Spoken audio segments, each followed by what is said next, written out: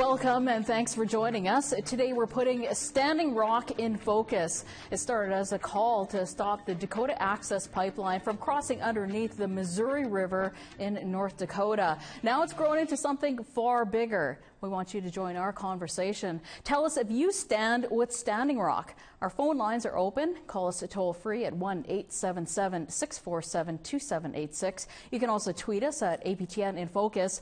Use the hashtag Standing Rock, no DAPL or Water is Life, and we'll find you. You can also add your voice by sending an email to infocus@aptn.ca. Before I introduce you to our guests, let's set the scene.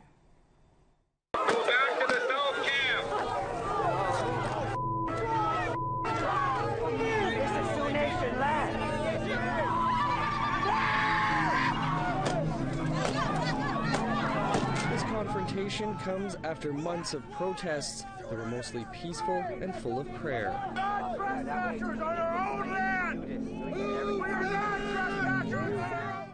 This was the first time in more than a century that the 7 tribes of the Sioux had come together. Joining them, nearly 300 other tribes and First Nations. Well, this is just more about, stopping a pipeline. It's about Indians being able to meet on their own lands, come together on their own lands. The nearly 1,200-mile project crosses through 4 U.S. states. It will carry as many as 570,000 barrels of oil a day from North Dakota's Bakken oil field to Illinois. Please move to the south. And the fight to stop the pipeline from getting to the Missouri River has led to intense clashes with law enforcement and with private contractors working for the corporation. Images of women and children attacked by dogs sparked outrage, drawing thousands of new supporters to this camp. We've had people caught holding tire irons. There's been, knives witnessed, that type of thing. That is not peaceful. It's non-violent at that point, but that doesn't make it peaceful. I've noticed that the media hasn't been covering this kind of historical event, and now that I'm here, I realize that it's become incredibly militarized, this reaction to peaceful protest and peaceful assembly. Please follow their lead and go to the south. We will not hurt you. Move those tires Hundreds of law enforcement in riot gear on one side, hundreds of people on the other side, ready to stand their ground. Police began to inch forward. The first of many arrests were made. Some prayed as they were taken away by police. A few protesters egged on police to pepper spray them. At least one man was taken down with a taser. Hummers moved in. The North Camp was about to be lost too. This is how we've been pushed back all our life. Our people got to learn to stand up. The situation on the ground is constantly changing. On a chilly November night, an effort to remove burnt-out vehicles off the backwater bridge turned violent. Again, law enforcement used rubber bullets and pepper spray. Police also, for the first time, employed water as a weapon during sub-zero temperatures. So from the beginning we said, be prayerful, be peaceful. But now you have thousands of people coming with their own agendas, their own concerns. And they say they're protecting water. It's not about water anymore. It's about revenge, and it shouldn't be. APTN's Dennis Ward has been covering the events at Standing Rock since August, at least, on the ground. Much of the video we just watched is from the documentary he did for APTN Investigates. Dennis joins us in studio now. Dennis, of course, things are changing hour by hour, or practically minute by minute. Are there still actions the Standing Rock Sioux tribe can make to stop the Dakota Access Pipeline? Yeah, we were talking about any illegal action that might be taking place, and I just spoke with the tribal councillor said the tribe currently has no legal action that they are taking. Of course, the company has filed a lawsuit against the federal government trying to get them to grant the easement, but in terms of Standing Rock Sioux Tribe, they haven't filed any other legal action since the injunction that failed over the Labor Day weekend there. Yeah, certainly exhausted all their legal options leading up to this, so we'll have to see where it goes. However, I understand that the water protectors have filed a class action lawsuit against the actions of the police forces down there. Tell us about that. Yeah, earlier this week, the group called the Water Protector Legal Collective, this is the group that's been down there for months helping get people bailed out. Over 500 people have been arrested so far. And they filed a class action lawsuit this week against the sheriff of Morton County, as well as Morton County and other law enforcement agencies over the incident that took place on the Backwater Bridge. That was the night where people were sprayed during sub-zero temperatures. That's also where the young... And we do have some footage of that, if you could put it up for our audience. It really speaks to what the water protectors are feeling about the excessive force being leveled against peaceful protesters. But do we really have the story of what happened on that Backwater Bridge that night? Yeah, and I think that's what this lawsuit will look to find. There were people, most notably Sophia Wolanski, the young 21-year-old from New York City, whose arm was basically almost blown off. She's undergone numerous surgeries. Her father's given some pretty dramatic interviews over what she's gone through, and her father is a lawyer in New York City. They look to be suing as well, but there were many people that were injured that night, 300 injuries, more than 24 seriously. This was the first time we saw water used. They weren't spraying anybody down with water during August and September, but here in late December, as the temperatures dropped, they were using water as well as the typical things that they have been using in the past, rubber bullets and pepper spray, and also concussion grenades, and that's what they say that Sophia Wolanski was hit with that almost took her arm. Yes, and even had the Morton County Sheriff's Department on Facebook. I know we can't really get too much into that, defending their actions and saying, no, it was a little propane tank that had exploded. And so there's different stories out there, and we're still getting to the bottom of that, definitely. There's also that the treaty, I should say, the 1851 Treaty of Fort Laramie. Several U.S. tribes are part of that treaty on that land, where they are right now, at that Oceti Sakowin camp, including the Sioux tribe. Does that treaty have any bearing on this situation?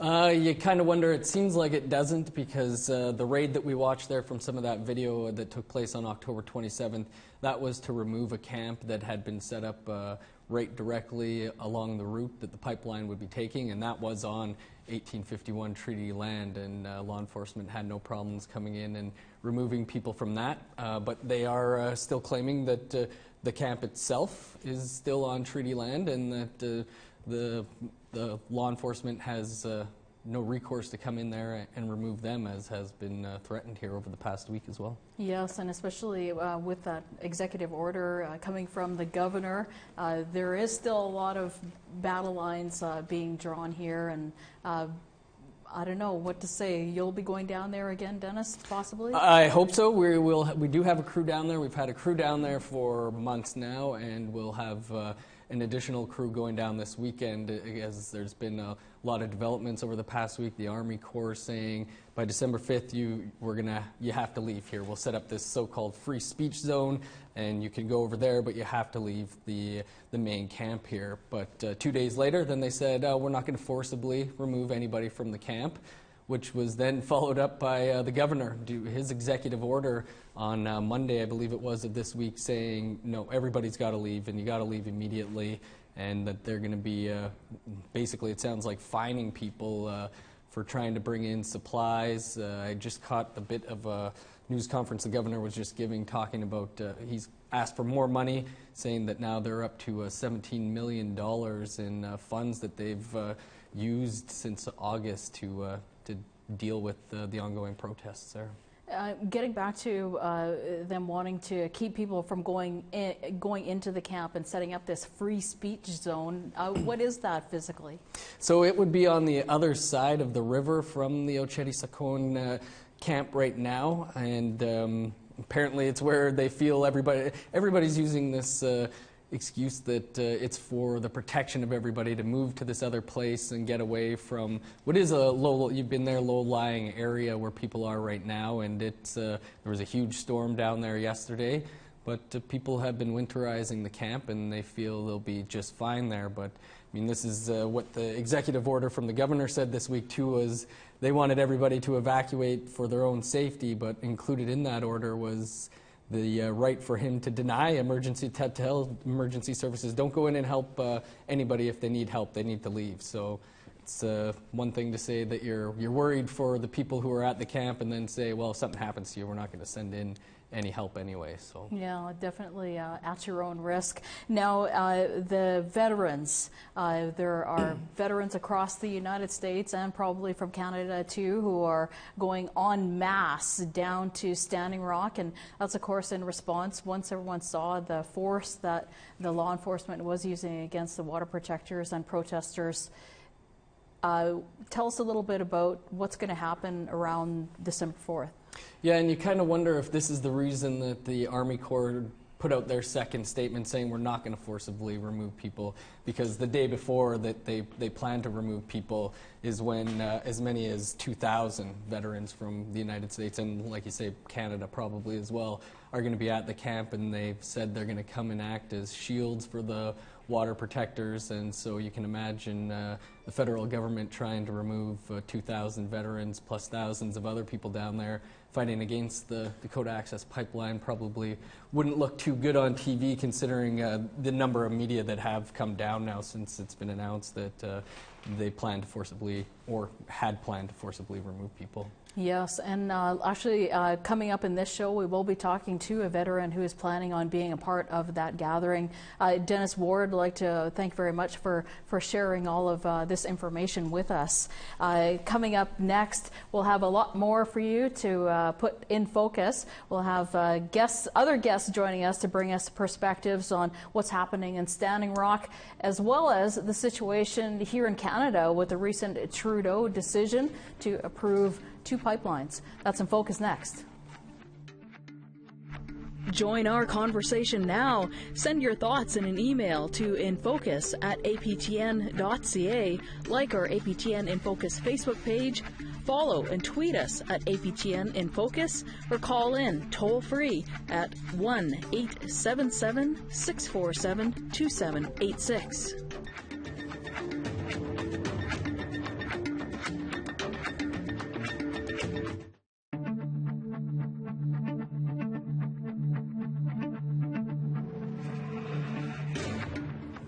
Welcome back, and thank you so much for staying with us. We're joining us from Standing Rock Sioux lands is Candy Mossett. She's joining us by Skype.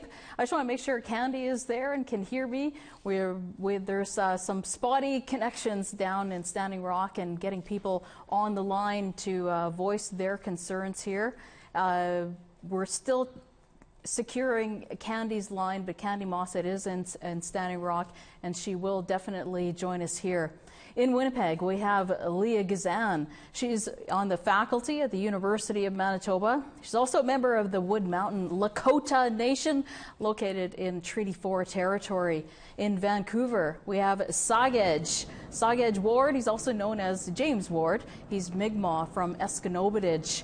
Welcome to you all. Thank you so much for being here. As soon as we get Candy back on the line, we'll hear what's going on in Standing Rock. But Leah, tell us, what are your perceptions of how things have unfolded to this point at Standing Rock? Well, I think we've seen this throughout history. It's been a violent colonial history. Where through the doctrine of discovery, people in power have assumed that it's their right to infringe on fundamental Indigenous human rights. I think this is another example of it. The difference this time is, I think, Indigenous peoples from across the world are saying you cannot just bulldoze us. We have rights to land. We have connections with land. We have a right to practice our culture, our language. We have a right to be on our lands without being violently violated. And I think Standing Rock, there's nothing romantic about what's going on Standing Rock. People are putting their lives on the line. And I stand in solidarity with them. Just a correction, I'm from the U of W, but just I'm sorry. Yeah, no, that's fine. Yeah. Right. Yeah. Okay. Yes, University of Winnipeg, Leah Gazan. Sagej, we brought you on. Definitely want to hear your perspective. You're a longtime warrior, part of that warrior society, and your Wolf Clan. And tell us what is the role of the warriors on the front lines at Standing Rock? Well, I think when we talk about that idea of warrior, we're really talking about going back to our language and our culture to define that. And we're really talking about a protector. So I like the fact that they're using that language in Standing Rock. And as a protector, we're talking about having a sacred responsibility to the land and the next 7 generations. So there's a lot of foresight into that concept of protection. So really, the people there in Standing Rock are abiding by this idea of sacred responsibility and really upholding it. So it's a really good stance they're taking.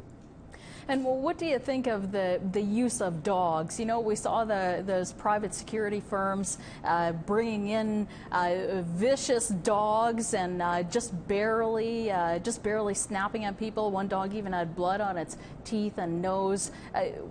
What is the tactic of bringing in armed security with these attack dogs? Well, let's make sure we understand this too. It's not just armed security, because we tend to think that's government sponsored. What we're really talking about are like private military corporations. And that's a new kind of initiative going on in this fight against Indigenous people when they're trying to protect their land from industry. Here we've seen the use of attack dogs, and that has always been used as intimidation purposes. It's really trying to break the will and scare a lot of people off by demonstrating this really powerful aggressive kind of tactic, and it's really about intimidation. We do have Candy Mossett on the line again from Standing Rock, joining us by Skype. Candy Mossett from the Indigenous Environmental Network. Tell us, what are you seeing on the ground today? Hello, everybody. Thank you for having me on today.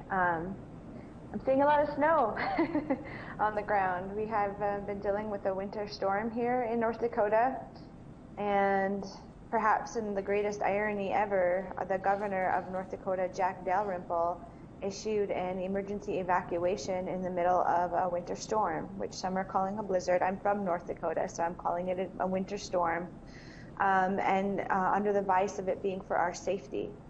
And what we've told the governor is that we don't need them to worry about our safety. We're very self-sufficient here. We've got about 5,000 people in the camps right now. We have several yurts, winterized teepees, army-style tents with wood stoves, wooden floor platforms, all insulated. But what we do see just north of the camp, not even about a half a mile north of where we are, is a road, 1806, a public road barricaded by military-style vehicles that use the sound machines on the top of them, so the LRIDs or MRAPs. There are at least 30 patrol units. There is cement barricades across the road, as well as razor wire all the way across the road. It looks like something that I would see when I was watching, Desert Storm or something like that on the television when I was a child. And all across the hill, away from that, there are large floodlights on the hills, and we can see police vehicles, military-style Humvees, and snipers because we have drones, and so we're able to see them on the hill pointing their guns towards our direction at the camp and protecting the easement. Now, Candy, we're seeing social media updates and people calling for calm and peaceful and prayer and not to react in violence. Are people staying true to that message? Yeah, definitely. Ever since the beginning, this whole thing started in prayer and ceremony. It was told to us by the ceremony that if we remained prayerful and peaceful, that we would be successful. And so that is what we have stuck true to. We actually have 2,000 veterans that are coming in on December 4th. The reason I was late is because we're in a meeting right now about the logistics and around what those vets are going to be doing. And it's a very peaceful talk about the vets coming in. They're not bringing their ammunition or their arms, but they are bringing their shields. So they will be standing as a shield for the people of Standing Rock and for the people that have been in the camps. Should anything, happen on December 5th, we've been told that there will not be forced removals on that day. But here, it's every day something new comes up based upon the discrimination and human rights abuses of the police, of the Morton County Sheriff's Departments. The Army National Guard has been activated, but they said they will not use the National Guard to remove us. So we just don't ever really know, so we just continue to pray. We have our drum and our sage and our bodies. That's what we go to the front line against: armed military personnel and private security forces, including GS4 and Tiger Swan, which are Tier 1 highly trained militarized people, private security firms that have been hired by Energy Transfer Partners. Now, Sackage in Vancouver, what do you think, what's the likelihood that these armed police are going to actually open fire against the veterans when they're standing in front of them? I don't suspect you'll see open firing, but the capability of the less than lethal weapons that we've been seeing used recently are very capable of dispersing crowds, breaking the will of crowds. I think if they should choose to do an action, you'll see an escalation of the use of these less than lethal weapons, which could have an effect to really kind of break apart the people who are gathering there. But I think the use of firearms, it's probably low, but of course I wouldn't rule it out completely. All right, we're going to go to another clip that we have from the tribal chairman.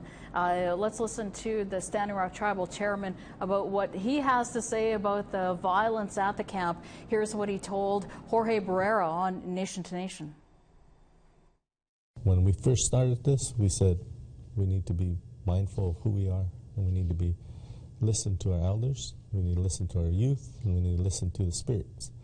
And all three of them said we need to be respectful, not to use violence. Once there's violence used, natural law is going to take over and that pipeline is going to go through, and there's going to be damages. The repercussion is going to be there.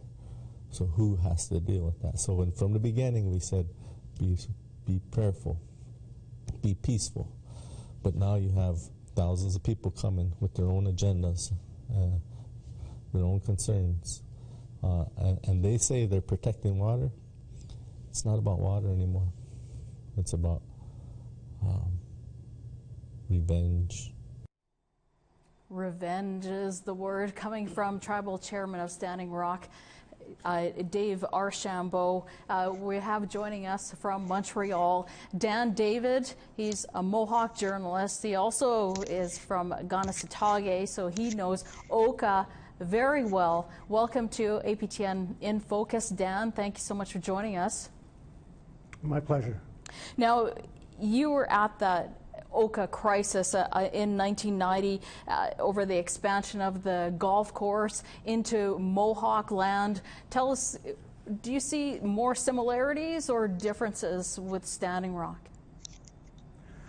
It depends. I mean, of course, this is the east, that's the west. It's prairies out there. Here we're eastern woodlands near Montreal. We're very close to the city, and that was a big plus for us because, of course, the media was right there, and we were easy to reach all the time. They stayed with us.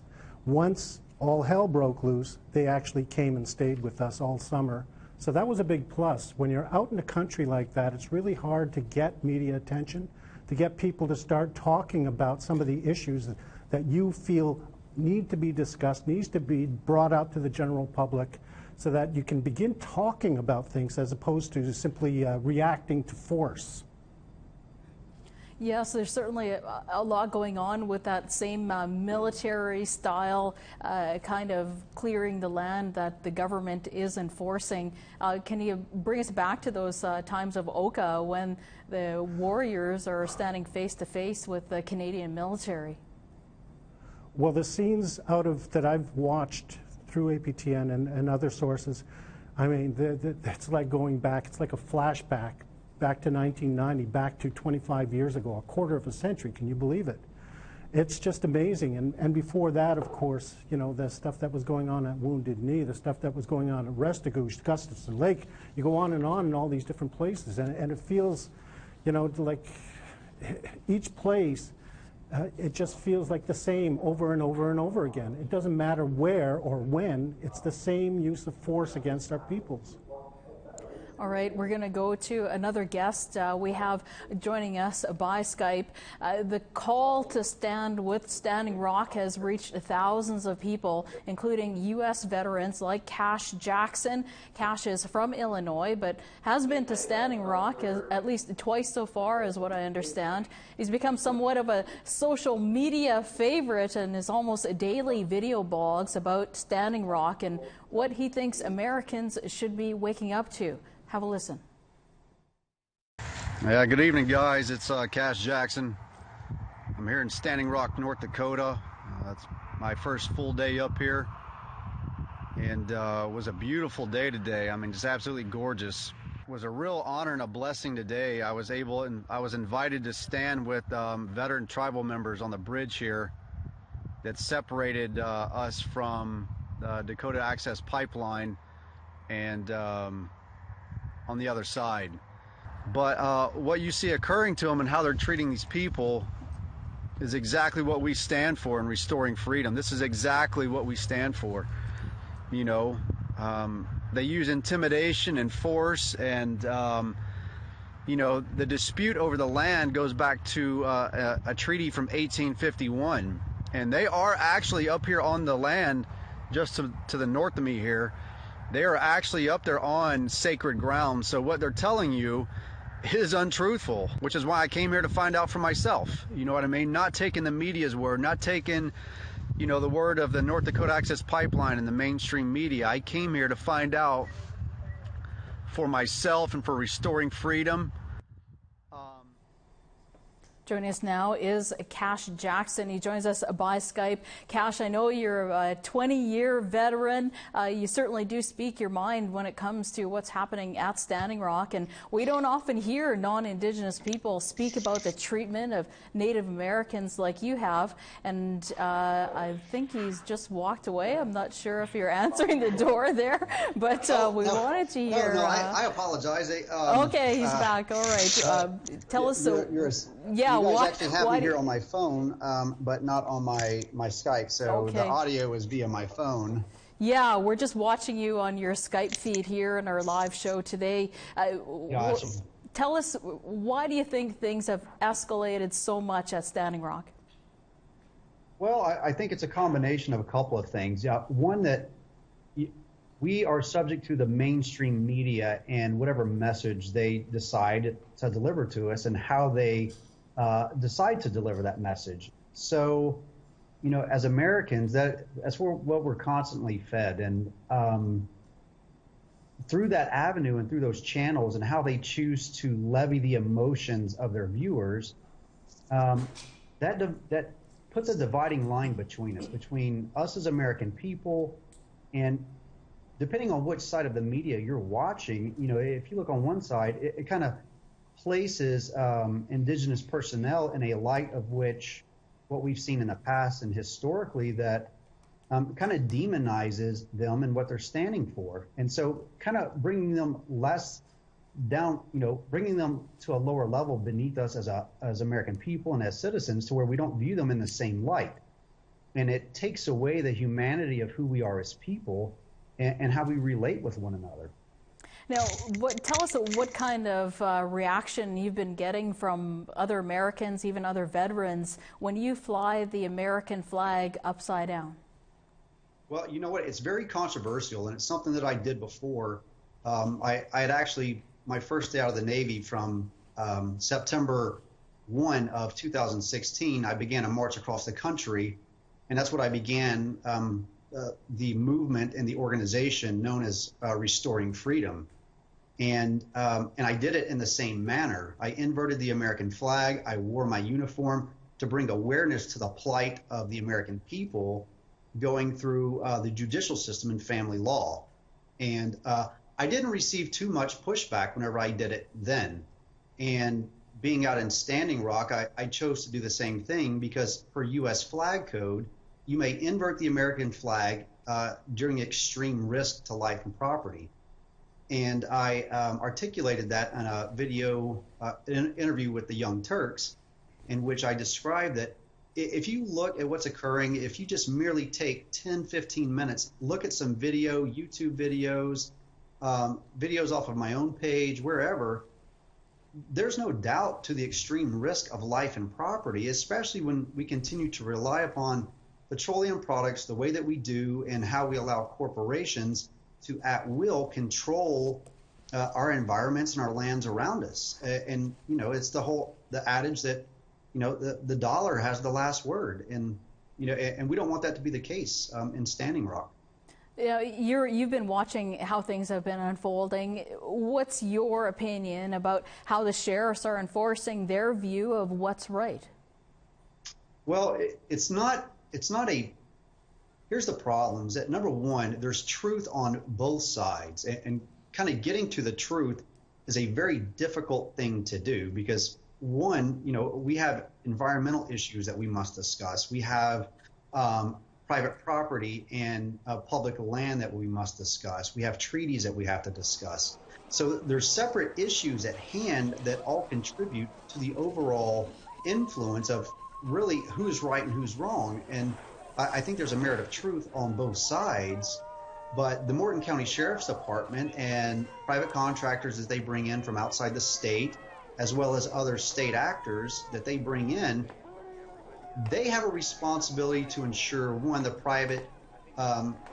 public safety and that of other people's property. And some people believe that that I'm against private land ownership or ranchers or farmers or anything else up there, and that's absolutely not the case. I believe that peace should be had.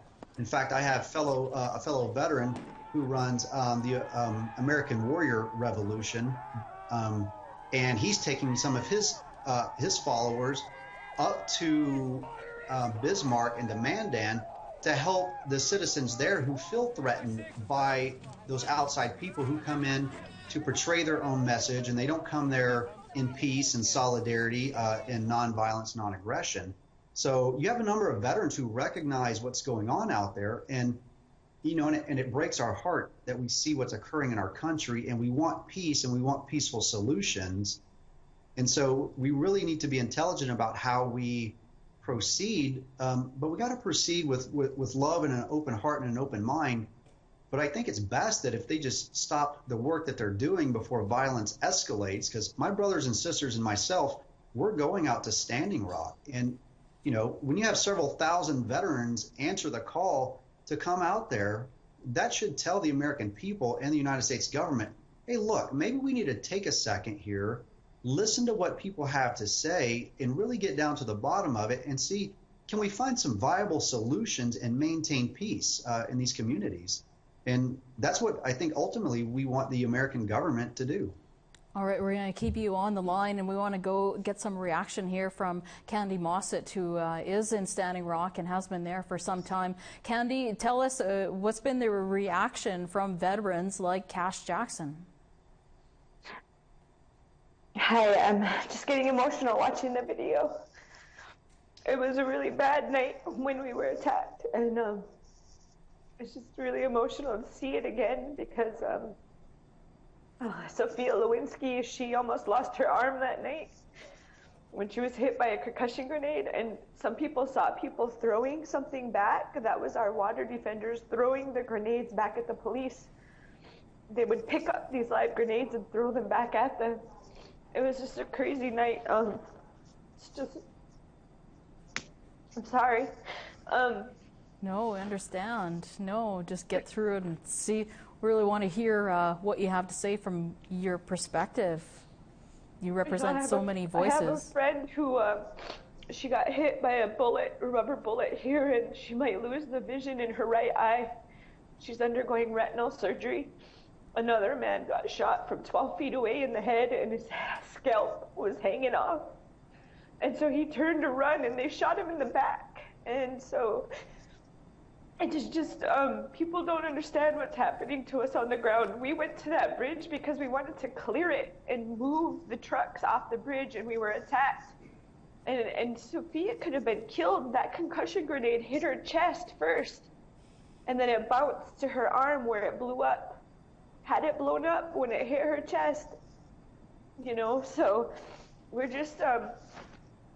happy that the vets are coming, because it just teaches us that in this country, that saying, freedom is not free, is so true, especially for people that are fighting back against who has the money, which in this case is an oil industry and a corporation that's controlling the political people that have positions of power. Governor Jack Dalrymple has money invested in the Dakota Access Pipeline. President-elect Donald Trump has money invested in the Dakota Access Pipeline and got money from Energy Transfer Partners during his campaign.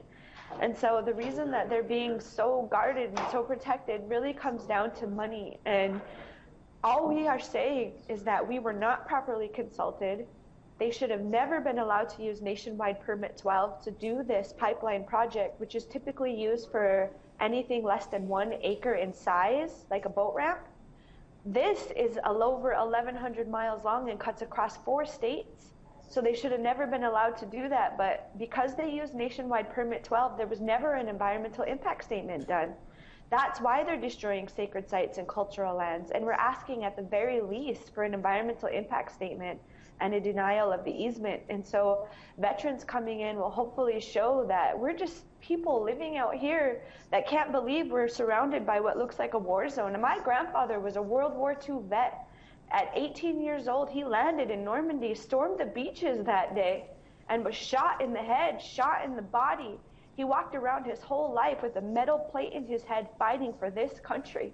And he did not do that and get 2 Purple Hearts so that his granddaughter would be forced with the police and the military coming after us like this. We're tired of getting shot at.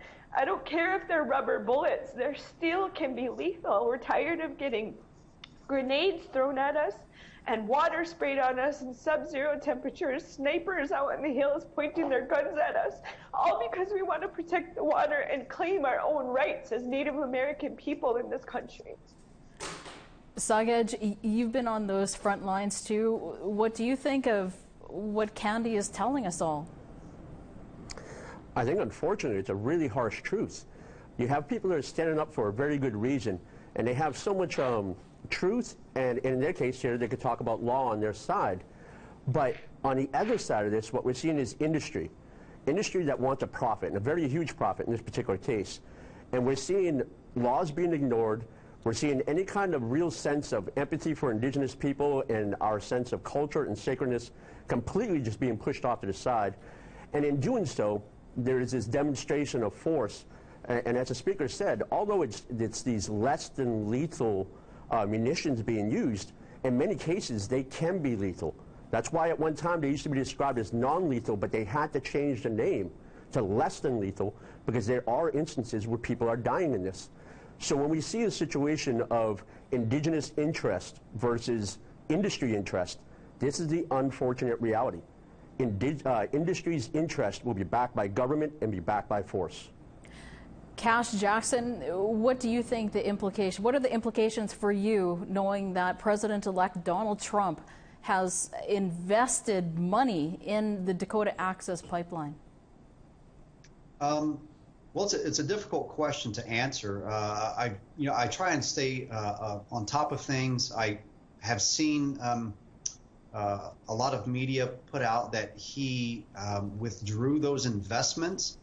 I haven't seen anything concrete on that, but I wouldn't be surprised. Nothing surprises me, and it really what does surprise me is how silent the administration, the commander-in-chief and the incoming commander-in-chief have been on this matter.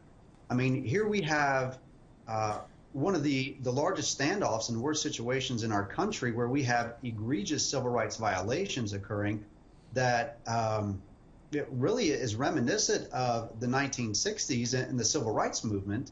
Yet, we have a African-American commander-in-chief who's not speaking to the matter. We have an incoming commander-in-chief who has promised us this immense change in our country, yet we don't see that. This is a major issue, and for them to have not set their foot on the ground out there in Standing Rock, really to me is a testament to, that it's just the same old status quo, and it's really aggravating as an American citizen, as a veteran, that, you know, we want this addressed. The citizens of North Dakota want it addressed. The Indigenous there at Standing Rock want it addressed. I mean, we just elapsed Veterans Day and Thanksgiving, and you know, contributions by Native Americans to this country with the Navajo code talkers and with you know, just all of our history together. And this isn't even talked about by the administration. It's mind-blowing to me that we have a silent administration, which really makes you draw that conclusion on and ask those questions of, well, what's the reason? Why aren't they addressing this? And it really makes you think, well, it's the same old, same old. It's big business in bed with the government. All right. Thank you very much, Cash. We're going to go to some social media comments from our audience to hear what some of you are saying about today's topic. Paul Grant Below says that the USA is turning into a cesspool, so I have my doubts. A good government would have ruled no DAPL out long ago. And Shanna Capo says, I stand with them because they are my people. I stand with them because the Creator asked us to take care of the land. And for the question, how much longer do you think the water protectors will take their stand? Saw God today says, until water ceases to exist, until hell freezes over. So yeah, until Jesus comes, stand tall, stay strong. Alpha Native Duo adds, please add our prayers for Standing Rock. And at Kevin Dunbar 666 says, I'm going to shout out to every pipeline protester. What are you driving to the protest? Better be a Tesla or a Bolt. We can talk more about those alternative energy sources and how freely available they are to people. And there's lots more.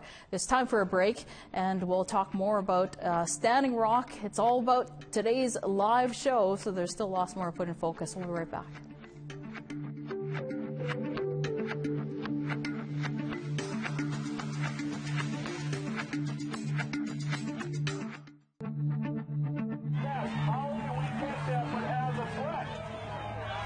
And we've seen that footage of water protectors looking up at Morton County and Cass County police who are up on that hill, that sacred hill to the Sioux, by the way. But we're going to take another look at that vantage point. This from the Morton County Sheriff's Department Facebook page before it was hacked by Anonymous. Check it out. Wearing ballistics vests. How can we take that but as a threat?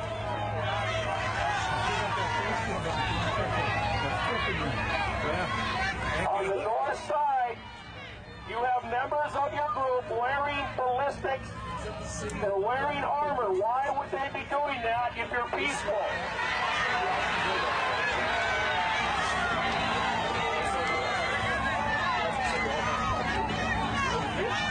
We have always respected your right to exercise your First Amendment rights.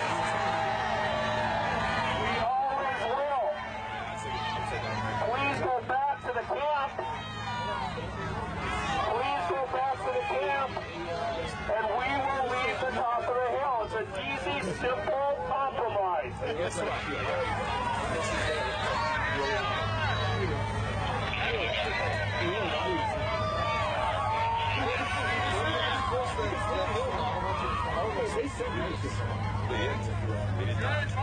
got a phone call and told everybody's ass now, so. That's the Cass County and Morton Sheriff's Department there. You could hear the Cass County Sheriff's voice in that blowhorn. Interestingly enough, Canada's Prime Minister Justin Trudeau has just announced approval of 2 pipelines just yesterday, Kinder Morgan and Enbridge's Line 3 expansion. Sagej, will we be seeing a Standing Rock here? I think the potential is definitely there. There are a lot of very concerned people, and there's a lot of very pissed off people. And there's people who have been talking about doing action for quite some time. In particular, talking about the Kinder Morgan pipeline. This isn't new. There's been a lot of discussion. There's been a lot of planning. So I would not be surprised if there's something that turns up very similar to Standing Rock. Dan, tell us, what do you think? You know, we hear a lot of talk from the Canada's AFN leader anyway about 20 Standing Rocks coming up. Do you really think we're going to go en masse like that, like we're seeing in Standing Rock? I think it depends on how the argument goes forward, how things progress. I think an announcement is made to go ahead with the pipelines by the government. There's been very little, if any, kind of consultation with the groups. I mean, you have to be able to recognize, first of all, that it's not just negotiations, not just approaching these communities and asking for their permission to lay down some kind of pipeline. We're talking about nation to nation here. We're talking about sovereignty. And if there's no recognition of a nation's sovereignty, then what you're doing is you're invading a territory, a sovereign people's territory. And you're simply saying that, you know, we can do whatever we want. The Supreme Court of Canada says that there's a duty to consult and to accommodate on projects like this. That duty to consult doesn't come from some kind of sense of fair play in law, in Canadian law. It comes out of a recognition that you can't go and simply move into another people's territory and do whatever you want. That you have to consult. You have to get some kind of consent from them. Otherwise, it is going to be seen as an invasion, as a illegal move, a violent move. And if that happens, if there's that kind of recognition on the one hand, you know, that there's something called the UN Declaration for the Rights of Indigenous Peoples, there's the duty to consult in law, but we can do whatever we want, regardless what you say, then yeah, there will be trouble. Leah, what are you hearing on the ground, reaction to Trudeau, especially in light of everything that's happening at Standing Rock? Well, look, Jim Carr came out a little over a week ago and said he didn't need... the Minister of Natural Resources? Natural Resources, saying that he didn't need to consult with Indigenous people to get approval about pipelines. People are upset. And it's not just upset for no reason. There has been a history in this country of consistent violation of Indigenous human rights. We see that with the decision around Kinder Morgan. Line 3, he came out today saying that Energy East is not off the table. There's been a very clear no stated by Indigenous nations from across this country. We have a right to say no. We have a right to say no, you know, certainly to projects that impact our lands. And it's time that this place that some call Canada adopt and implement basic fundamental human rights. Bill C-262 offers that. That seems to be up to debate, even though Trudeau promised full adoption and implementation. His government always talks about it not getting to that point of, like Standing Rock. Well, we're kind of already at that point. Candy, in Standing Rock, we're hearing reports, police blocking supplies from coming into the camp. We have very little time left. Can you give us an update on if supplies are getting through to the Oceti Sakowin camp? Yes, Oceti Sakowin, the camp is getting supplies. The police have been backtracking on the statements that they made about fining people $1,000. So don't be afraid to come out to the camps and to continue to send supplies, because the people around the country are the ones sending us like gas masks and armor that we can wear. It's not us. They're sending it to us as a result of seeing us being attacked. Don't be afraid to come here. There's certainly a lot that we could talk about. Cash, we can go to you for one more quick word. Well, you know, I just want to encourage, number one, that to respect because I view myself as an outsider because I'm not familiar with the cultures and traditions. I'm learning.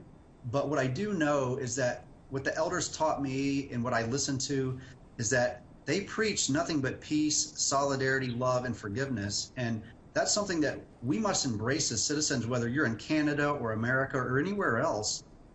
But we really have to stand our ground at some point in time. And I think that Standing Rock, it represents what many of us feel all across the world, is that eventually we've had enough and we're going to stand up for ourselves, but we must remain peaceful and vigilant, but firm in our beliefs. And so for the people who go there with bad intentions, I would say that you're not welcome there. You're not welcome there, nor is your behavior or threatening violence upon police officers or anyone else, because that is contradictory to what the elders want. And I encourage people to go out to Standing Rock. If you really want to know the story, if you really want to understand what's happening there, there's no better way to know that than to put your own boots on the ground to see firsthand.